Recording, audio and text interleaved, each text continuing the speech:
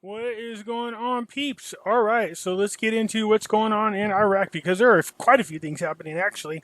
And does it look like our boy Al-Kazemi is going to make it or not? We're about to find out. It's definitely some interesting news, but as usual, let's get through all the good stuff.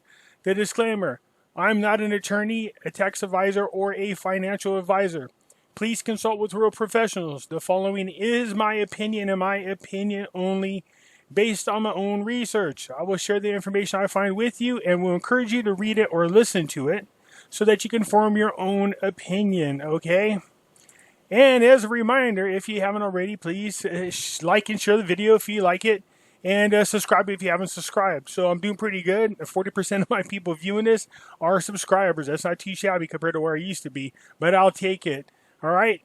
And let's get into, also, for those of you who are unaware, I do have a Facebook group with the same name as my YouTube channel, and I will encourage you guys to come and join. It's free.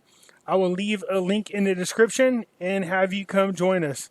All right, you come in here and post questions about anything: the Iraqi dinar, Vietnam dong, the Zim dollars, cryptocurrencies, gold, silver, you name it, Nasera, Jasera, it's all talked about in here. All right, you guys? And I'll try to respond myself personally, but sometimes I'm really, really busy. But there are a lot of knowledgeable people that would be more than interested in helping you. Okay? All right, so look, what's going on? From Stars and Stripes, it looks like ISIS is trying to step up to the plate for a couple of reasons. This article talks about, one, they're taking advantage of what's going on, and there's no government established within Iraq. I mean, as far as, the prime minister and his cabinet. That's what there's, the country's in turmoil, and they like to keep the chaos going. All right, that plus they're fighting coronavirus, and you have United States and other coalition forces leaving Iraq. So they are going to feel like this is a good time to get in there and do something. So a lot of the prisoners escaped out of Syria joined forces again in Iraq. So their forces are now up to about 2,000, 3,000 people. Yeah, just give Trump a little time to figure out where they all are hanging out, and he will drastically reduce the group as soon as he can. So anyways, here's what's going on. The man wearing an explosive vest emerged from a car and calmly marched towards the gates of the intelligence building in Iraq's north city of Kirkuk. When he ignored their shouts to halt, guards opened fire, and he blew himself up, wounding 3 security personnel in the first week of Ramadan. So much for no violence in Ramadan. Days later, a 3-pronged coordinated attack killed 10 Iraqi militia fighters in the North Province, the deadliest and most complex operation in many months. Now, you guys keep in mind, what's been going on quietly that a lot of people don't talk about, I will from time to time, is the fact that Iraq has some forces, some, military forces that have been working quietly with some American forces and other coalitions, and they've been running around stomping the crap out of ISIS everywhere they can find them. Okay, so it's not no surprise that, look, they're losing their grip in just as much as Iran is. Actually, they're both one in the same.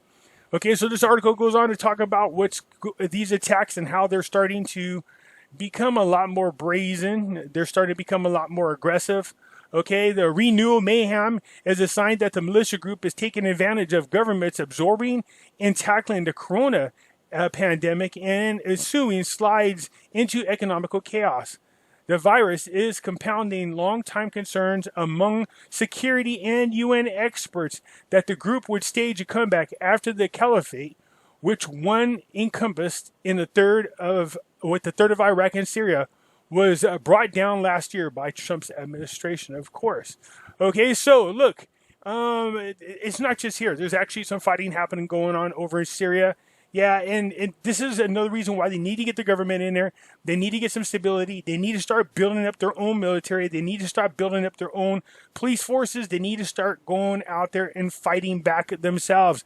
They need to put on their big boy chonies, like we said, kick off the training wheels and let them guys go to town. All right, so it looks like ISIS is trying to make a comeback. Yeah, I don't think it's going to happen, though. But they're just, sowing havoc while they can. What's going on in the news with our boy Al-Kazemi? The latest development in the formation of the government. political blocs agreed to 4 other ministers. So I think the last I heard, he has 18. There it is, 18 or 19 now. An informed out of the 22. So an informed political source revealed on Sunday that the political blocs agreed to 4 other ministries in the cabinet of Prime Minister designate Al-Kazemi. The source said Al-Kazemi made another step towards forming his government after the political parties approved 4 other ministries, bringing the total agreed to 18. So he's getting there. He is getting his cabinet formed. Again, he's not 100%. He's not 100% shoo-in, and the voting takes place tomorrow. So we should know they changed it from Thursday to tomorrow. Well, anyways, on this cabinet, but we will see. So the session granting confidence will take place on Tuesday or next Wednesday. Well, then it's Monday. Then it's Thursday. So we'll see.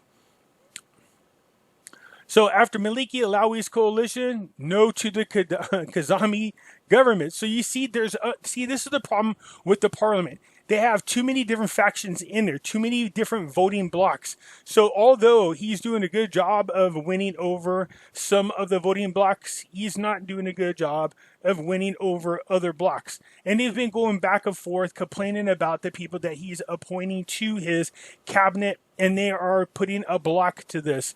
Okay, so you can go through all these articles and see just that. So look, here's a different ones. Kurds. The Kurds say yes. So the Kurdistan Democratic Bloc announced on Sunday a vote in favor of the government of the Prime Minister designate Kazemi. The Prime Minister designate Kazemi is acceptable figure and at the same time has extensive relations and is working to form his government in accordance with the constitutional period granted to him. So it looks like the Kurds are saying yes. That's only one of them. The Kurds blocs have a total of 58 seats. Now keep in mind, I believe there's out of the 319 seats, he is going to need 50% plus 1 vote. Okay, so we will see. A National Alliance led by Alawi announced earlier today, Sunday, not to vote for his government and is scheduled to be held a special session in this regards this week. The State of Law Coalition led by Maliki only has 26 seats. So already we're looking at, 84 votes right there. Okay, so keep on trying there. We'll see what happens. What about this? Talibani Kurdish delegates head to Baghdad to discuss budget and oil. So they're back again, and they were there before. They just want to make sure that when Al-Kazemi gets in there, he is going to stick to the laws that were passed, make sure that the Kurdistan people get the money and their salaries paid. This has been going on now for actually almost 3 weeks. So this is not new. I'm sure they're just making sure that they're going to get what they promised. Conflict over the date for the government passing session. This is what I'm talking about. They keep changing the date. There are conflicting reports about the date for the session to grant confidence in the government of Prime Minister Al-Kazemi, okay, whose constitutional term ends on May the 9th. Well, that's in 6 days. While some of his cabinet ministry face political rejections, the advisor of the Speaker of Parliament, I'm not even going to pronounce it, is likely to hold a session to give confidence to the Al-Kazemi government next Thursday. So Monday, Tuesday, they switch it around. Let's put it this way. We should know something by this week coming up. Not only because this has been going on for so long and they keep changing the date, we know that their constitutional period ends. We will see there's a lot getting ready to happen this next week, both with Iraq and hopefully in Vietnam. That's what we're hoping for. So again, this is just the same thing going back and forth. He's winning over some of his peers as far as in the parliament, and the other ones are saying no. Some are saying yes. Here's another group right here. The MP for the Al-Fateh Alliance revealed the details of the meeting with the leaders of the political blocs regarding the passage of Kazemi's government. The leaders of the political blocs agree that Al-Kazemi will proceed with choosing his cabinet in accordance with the criteria of integrity, competence, independence, and acceptability of the candidates. So, look, like I said, some are for him, some are not. There are some good articles I will leave in here. These people are rejecting him altogether.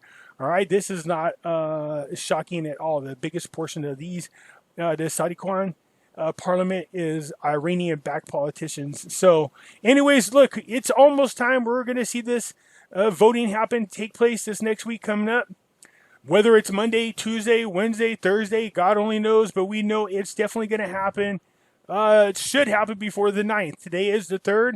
We definitely got about 6 more days. We will see. Okay, you guys, so look, it's nothing exciting. Nothing crazy going on, although a few more of the voting factions within the parliament have switched over and voted yes in favor of Al-Kazemi.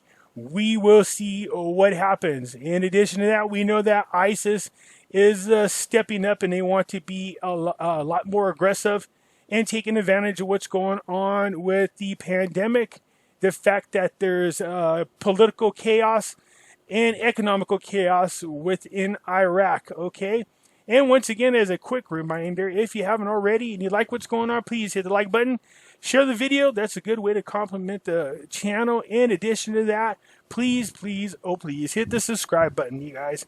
Because when you subscribe, it really does help out the channel. I know there's a lot of people out there that have you go over to their Patreon group. And like I said, I have nothing against those people who do that. But as long as they have something they can offer you that you can't get elsewhere.